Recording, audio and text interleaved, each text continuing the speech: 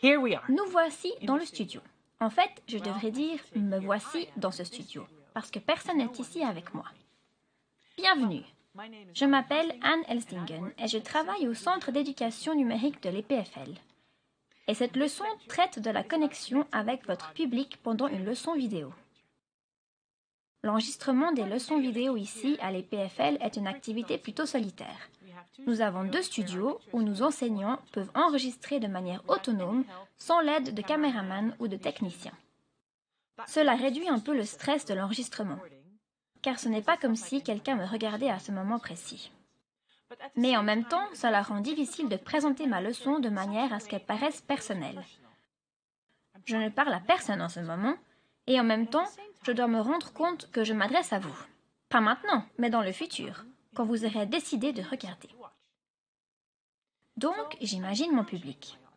J'imagine que vous êtes ici avec moi pour que ma présentation ressemble à une discussion naturelle entre nous. J'essaye de parler comme si vous étiez ici avec moi.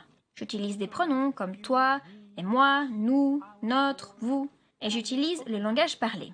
Je ne suis pas en train de lire un chapitre d'un livre ou d'un article, mais je veux faire plus pour vous atteindre à travers le temps et l'espace qui nous séparent.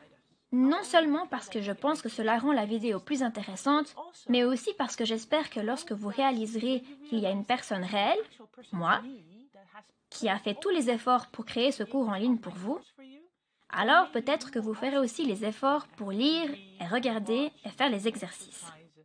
Et peut-être que vous arriverez à la fin du cours. Avec succès, bien sûr. Je peux aussi vous poser des questions pour que vous soyez un auditeur actif pendant ma présentation. Par exemple, regardons ce jeu de 4 cartes. Toutes les cartes ont une lettre d'un côté et un chiffre de l'autre. Maintenant, si vous deviez prouver la thèse que s'il y a une voyelle d'un côté, il y a un nombre pair de l'autre, et que vous ne pouviez tourner que 2 cartes, laquelle tourneriez-vous? Donc maintenant, j'ai une petite pause dans ma présentation. Je vous laisse y réfléchir. Et puis après cette pause, je peux faire plusieurs choses. Je peux vous donner la réponse. Ou pas. Ou je vous donne une partie de la réponse. Parce que soyons honnêtes, la première réponse facile est de tourner la voyelle pour voir s'il y a effectivement un nombre pair de l'autre côté. Donc, vous tournez le A.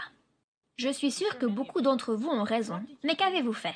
Que vouliez-vous tourner ensuite? Bien sûr, je peux maintenant vous donner la réponse ou vous laisser la trouver vous-même. Je vais opter pour la deuxième solution. C'était la fameuse tâche de Weyson qui est souvent utilisée dans les expériences psychologiques pour tester les capacités de raisonnement logique des gens. Allez-y et trouvez la bonne stratégie en ligne. Et si vous vous êtes trompé, ne vous inquiétez pas. De nombreux chercheurs récents ont déjà conclu que la performance de cette tâche n'est pas liée à une quelconque intelligence ou à des capacités de pensée logique ou à toute autre compétence que si vous avez réussi cette tâche, vous êtes juste très bon à cette tâche, la tâche de Weyson. Quoi qu'il en soit, c'était un exemple pour vous rendre actif pendant que vous regardiez une leçon vidéo. D'autres façons de vous rendre actif ou d'attirer votre attention sont d'annoter ou d'écrire sur les diapositives. Mais Matthew présentera cela dans une autre vidéo.